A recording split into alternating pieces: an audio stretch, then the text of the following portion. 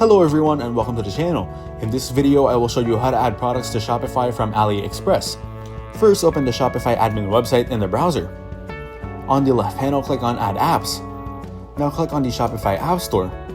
Then use the search bar to search for Aliexpress Dropshipping. Here, select the D-Series Aliexpress Dropshipping. Click on it and hit the install button to install the app. Confirm the installation process by clicking on the install button again. This app needs to access your data and store data.